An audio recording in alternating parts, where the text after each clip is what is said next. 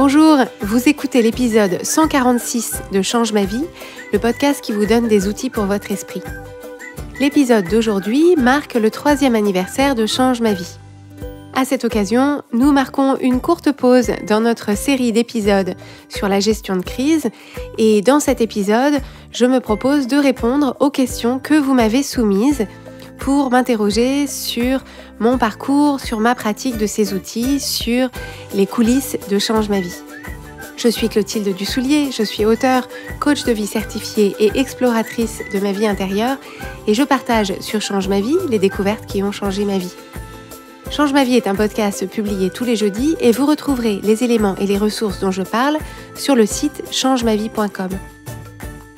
Je vous invite à vous abonner au podcast sur la plateforme de votre choix pour ne pas rater les nouveaux épisodes au moment où ils sont diffusés chaque semaine. Si vous appréciez ce podcast et si vous vous reconnaissez dans l'état d'esprit qu'il incarne, une excellente façon de vous en faire l'écho est d'en parler autour de vous. Je vous lance aujourd'hui le défi de partager votre épisode préféré avec un ami, un ou une collègue, un membre de votre famille dont vous pensez qu'il pourrait y être sensible. L'épisode de cette semaine marque le 3e anniversaire du podcast Change ma vie. L'épisode 146, donc 147 épisodes puisqu'il y avait un épisode 0, 147 épisodes diffusés en 3 ans, en ne ratant aucune semaine à part les césures du mois d'août et des fêtes de fin d'année. Donc je veux commencer cet épisode par vous remercier sincèrement pour votre écoute fidèle, votre écoute loyale. Pour certains et certaines d'entre vous, vous suivez Change ma vie depuis son tout début. Pour d'autres, vous avez tout réécouté depuis le début. Je sais qu'il y en a parmi vous qui écoutent même certains épisodes plusieurs fois ou qui les réécoutent au fil de leurs envies et de leurs besoins. Si vous venez de nous rejoindre de façon plus récente, je vous souhaite la bienvenue. Je sais que selon les personnes, soit vous reprenez tout depuis le début, soit vous picorez au fil de vos intérêts, au fil des sujets qui interpellent votre attention. Donc, je veux vraiment vous remercier parce que, évidemment, on ne fait pas un podcast pendant 3 ans si on n'a pas un minimum de répondants parmi sa communauté, parmi ses auditeurs et ses auditrices.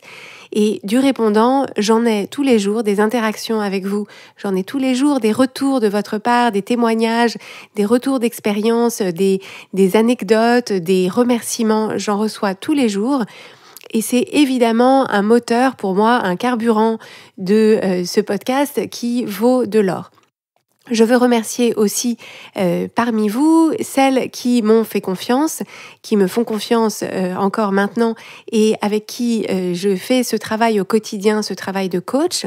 Le podcast Change ma vie, c'est un podcast que j'offre au monde entier qui parle français et qui s'adresse à tous les êtres humains. Mais vous savez aussi que je suis coach et que donc ma pratique professionnelle à proprement parler, c'est de faire cet accompagnement personnalisé au fil de leur quotidien des personnes que j'accompagne et bien sûr, toutes les personnes que j'accompagne commencent par découvrir mon travail, découvrir mon approche, découvrir un ton, découvrir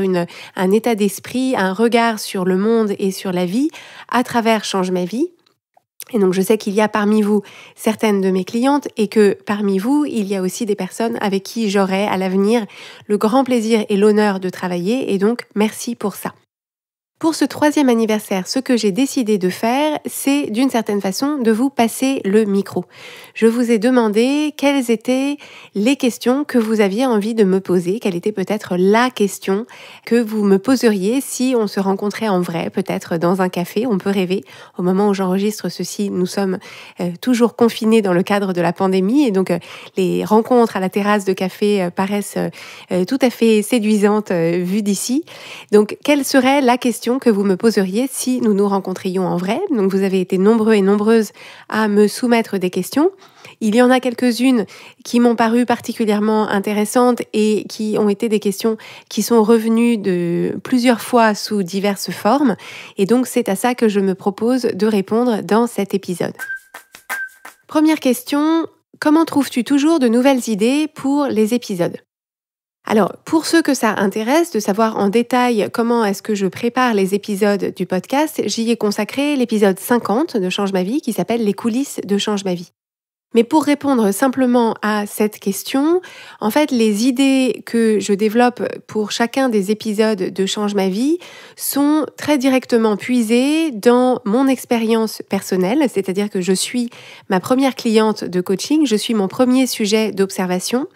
Et donc, en fait, j'utilise mon quotidien à la fois dans ce que j'observe de mon propre fonctionnement, mais aussi dans mon quotidien, l'observation que je fais de personnes autour de moi, les échanges que j'ai avec les clientes que j'accompagne en coaching, les messages que d'autres auditeurs et auditrices m'envoient. Et en fait, je vois assez souvent des thématiques qui se dessinent. Et en réalité, ce qui se passe, c'est que comme tous ces sujets me passionnent, en fait, je suis constamment en train d'y penser, c'est-à-dire qu'il y a constamment une partie de mon cerveau qui est à la fois en train de vivre, mais aussi en train d'observer avec curiosité ce que c'est que de vivre.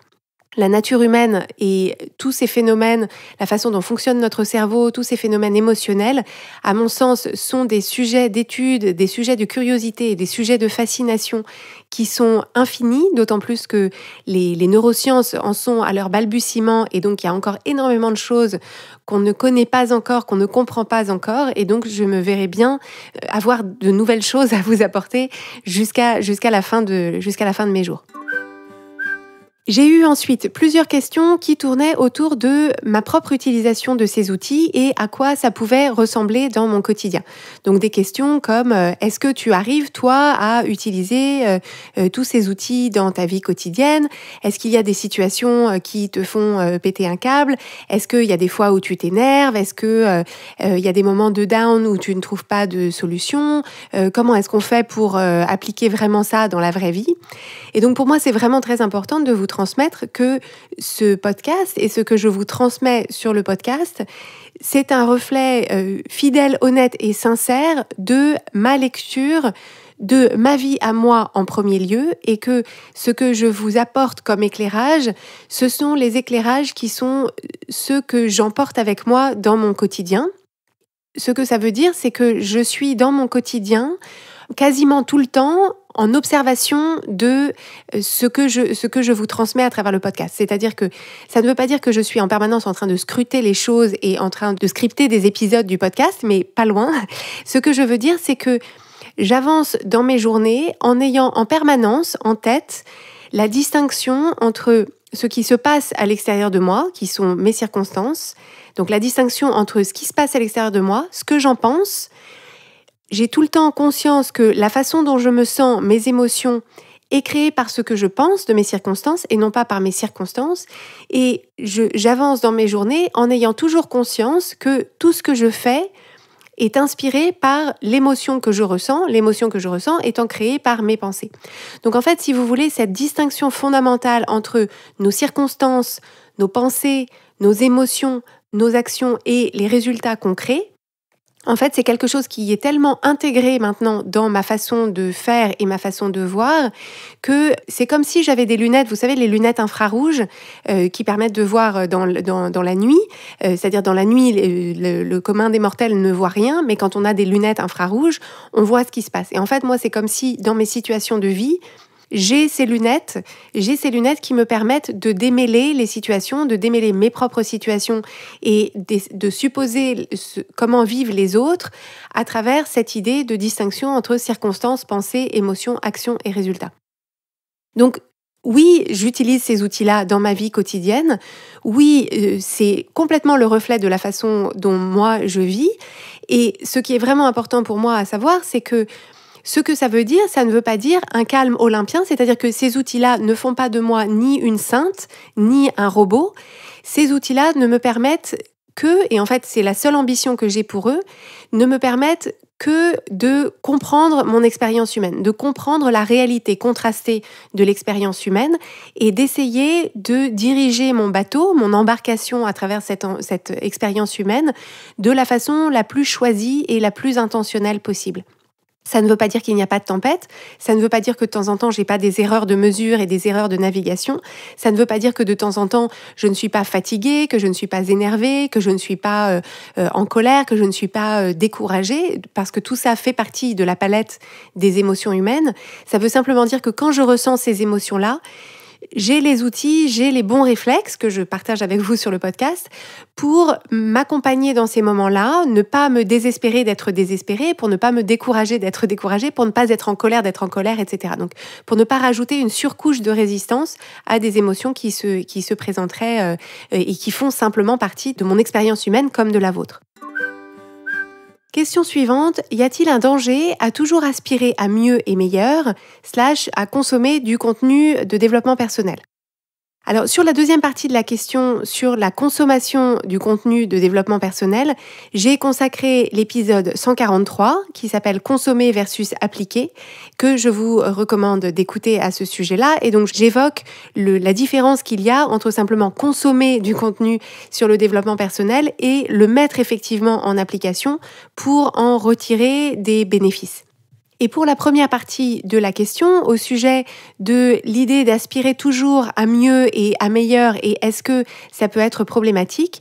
il me semble que la distinction fondamentale, c'est dans le pourquoi est-ce qu'on fait ça. Quelle est l'intention qui nous anime quand on s'intéresse au développement personnel, quand on se propose de mener une réflexion sur soi, sur ses schémas de pensée, sur ses schémas d'action, sur ce qu'on a dans notre vie, ce qu'on aimerait avoir, ce qu'on aimerait être, etc.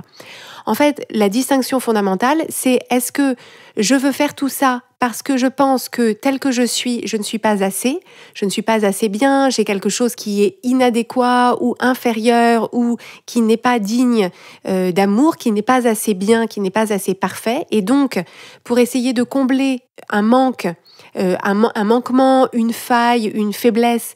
il va falloir que je m'améliore pour arriver à être enfin acceptable. Et donc ça va donner une énergie à la démarche de développement personnel qui ne va probablement pas donner de bons résultats parce qu'on sera dans une espèce de quête perpétuelle sans fin de notre propre approbation, de notre propre validation. À l'inverse, il y a une autre intention qui est la mienne et qui, à mon sens, donne de bien meilleurs résultats, une meilleure expérience et un meilleur résultat. C'est le fait de se dire je suis déjà 100% digne d'amour parce que je suis un être humain et que tous les êtres humains sont 100% dignes d'amour et absolument parfaitement imparfaits et plein de contrastes et plein d'ambivalences et plein de contradictions et c'est parfait comme ça, c'est le but du jeu, c'est que ce soit comme ça. Et par ailleurs, ça m'intéresse dans ma vie de développer mes capacités, de développer mes qualités, de développer ma présence, de voir de quoi est-ce que je suis capable, d'essayer de m'affranchir des limites que je me mets à moi-même, d'essayer en fait de jouer à ce jeu de la vie en essayant d'exploiter au maximum les possibilités d'aller aussi loin, aussi intensément qu'on le peut, simplement parce que ça va faire une expérience de vie qui va être beaucoup plus chouette à vivre que si on se propose de rester dans les limites de ce que la société, notre famille ou notre propre cerveau nous a fixé. Donc en fait, l'idée, ce n'est pas d'essayer de faire mieux ou meilleur pour être enfin acceptable, c'est l'idée de se dire comme je suis, si je ne bougeais pas d'un iota, ça ne poserait aucun problème. C'est simplement que ma vie va être beaucoup plus fun et je pense que je vais apprendre beaucoup plus de choses et avoir une vie beaucoup plus riche et dont je serai beaucoup plus contente à mon dernier souffle si je me propose de sortir de ma zone de confort, d'essayer de nouvelles choses, de me confronter à mes propres limites, de me confronter à ce qui me paraît impossible et qui en réalité ne l'est pas, etc. Ce qui m'amène indirectement à la question suivante qui est « Es-tu accompli à ce jour ?» Alors cette idée d'accomplissement, je pense que ça pourrait donner lieu à un épisode entier, mais je suis très heureuse de pouvoir répondre oui, un grand oui à cette question. En fait, il y a quelques années, eu un espèce de moment marquant dans ma vie où j'étais devant un miroir dans les toilettes d'un restaurant dans mon quartier et en fait, je me suis vue dans la glace et je me suis dit, en fait, ma vie telle que je l'ai vécue jusqu'ici a été tellement riche, tellement pleine d'expériences extraordinaires, tellement intenses, tellement pleine de gens que j'aime, d'expériences que je n'aurais jamais pensé possibles, tellement gratifiantes, tellement enthousiasmantes, que en réalité, j'ai décidé ce jour-là, en me regardant dans le miroir, je me suis dit, à partir de maintenant, tout ce qui m'arrive, je vais considérer que c'est un bonus extraordinaire. C'est-à-dire que si ma vie s'arrêtait maintenant, et en fait c'est vraiment quelque chose que je me dis à chaque seconde depuis, c'est si ma vie s'arrêtait maintenant, je serais déjà incroyablement reconnaissante à la vie, à l'univers, à qui que ce soit qui m'a donné cette vie. Je me sentirais déjà pleine de reconnaissance pour ce qu'il m'a été donné de vivre jusqu'ici. Et j'avoue que cette idée-là, cette considération-là, je pense, pour ceux d'entre vous pour qui c'est accessible, ça change énormément dans la façon d'aborder les difficultés au quotidien. Et je pense que ça aide aussi énormément à faire face à l'idée de mortalité et à l'idée de la vieillesse. Parce qu'en fait, si on voit la vieillesse comme étant un incroyable bonus que la vie nous réserve parce qu'on aurait pu mourir, ça aurait pu s'arrêter bien avant, en fait, l'idée d'avoir des rides, l'idée d'avoir notre corps qui change, nos facultés qui s'amenuisent, etc. Si on se dit, j'ai déjà eu plus que ma part en termes d'expérience, en termes d'émotions intenses, en termes de rencontres, de connexions, d'accomplissements, de choses que j'ai créées, de choses que j'ai vécues, on se dit, si les années où je suis vieille sont un bonus extraordinaire et un cadeau extraordinaire, est-ce que je peux l'accueillir de cette façon-là ? Donc la réponse est, est-ce que tu es accompli à ce jour ? Oui, 1000 fois oui. Question suivante, quel est le changement intense le plus inattendu ou le plus inespéré que tu vis ou as vécu en 3 ans ? Alors je crois que le changement le plus important et le plus fondamental qui est en marche, qui n'est pas abouti et peut-être que ça n'aboutira, que ça ne sera jamais terminé. C'est quelque chose que j'ai déjà évoqué, c'est amusant, dans l'épisode qui marquait le 2e anniversaire de Change ma vie, qui s'appelle Où j'en suis, où je vous avais fait un peu un point bilan au bout de 2 ans, donc vous pourrez l'écouter si ça vous intéresse. C'est en fait cette idée de fondamentale d'émancipation et d'affranchissement. En fait, je m'aperçois, plus je m'intéresse à ces questions, plus j'observe mes propres façons de fonctionner et celles des personnes avec qui j'échange au quotidien, que ce soit mes clientes en coaching ou d'autres personnes avec qui j'échange. C'est en fait cette idée que le conditionnement social qu'on reçoit nous porte quand même beaucoup vers une envie de jouer à un jeu selon des règles qui seraient fixées à l'extérieur de nous. On a quand même beaucoup cette idée, et en tout cas je vais parler en mon nom, beaucoup cette idée que il y a des façons de réussir, qu'il y a des validations à recevoir, qu'il y a des personnes dont la validation compte. Et en fait, plus j'avance, plus je m'aperçois que c'est ça le nœud fondamental à dénouer, c'est d'arriver à vraiment s'affranchir de ce besoin de validation extérieure, de s'affranchir vraiment des règles qui nous seraient proposées ou qu'on perçoit qui nous viendraient de l'extérieur. Et en réalité, c'est assez vertigineux de se proposer, de dessiner pour soi-même un chemin qui serait vraiment 100% et complètement créé par chacun d'entre nous. Que chacun d'entre nous puisse vraiment dessiner une trajectoire, se choisir des règles du jeu, créer son propre jeu, faire du game design de sa propre vie, d'une façon qui serait la plus affranchie et la plus émancipée des différents systèmes dans lesquels on est, des différentes influences sous lesquelles on est, des différents conditionnements qu'on a reçus. Et je m'aperçois qu'en fait, ce qui est intéressant, c'est qu'il y a toujours une tension, en fait, entre cette émancipation et cette liberté à laquelle on aspire tous, mais en réalité, le vertige du vide, de se dire, si c'est vraiment moi qui fixe les règles du jeu, si c'est vraiment moi qui décide en pleine liberté de quoi est-ce que je veux peupler ma vie, à quoi ressemble la réussite, qu'est-ce que je veux créer, quels sont mes standards pour moi-même, quelles sont mes valeurs, etc. En réalité, on s'aperçoit que le fait d'être face à sa propre définition de ces choses si importantes, en réalité, c'est très inconfortable quand on n'a pas l'habitude. Et c'est pour ça que chacun d'entre nous, quand on essaye de faire ça, on a tendance à retomber et à avoir la tentation de se reposer à nouveau sur quelque chose qui serait établi et donc qui serait rassurant. Et donc ça, c'est vraiment quelque chose auquel je réfléchis beaucoup et régulièrement. Et c'est vraiment ce à quoi j'aspire pour pouvoir avoir en fait un chemin de vie un chemin de création en termes de développement d'idées, en termes de développement d'approche, en termes de l'exemple de vie que je peux vous donner, vous qui m'écoutez et qui êtes témoin d'un certain nombre de choses que je partage avec vous, de pouvoir vous proposer quelque chose qui soit vraiment, vraiment complètement unique, complètement singulier, que moi seule puisse vous proposer pour pouvoir en fait vous autoriser et ouvrir la voie, non pas pour que vous fassiez comme moi, c'est-à-dire que vous fassiez matériellement ou en pratique comme moi, mais ouvrir la voie de cette liberté, de cette émancipation, pour que chacun d'entre vous puissiez trouver votre liberté et votre émancipation qui ressemblera à quelque chose de tout à fait différent de ma liberté et de mon émancipation. Voilà ce que je voulais partager avec vous à ce sujet. Florence qui m'a posé la question, mon amie Florence, je ne sais pas si tu en attendais tant, mais c'était ça que j'avais vraiment... C'est un point de réflexion important pour moi et j'espère qu'il fera écho pour certains d'entre vous.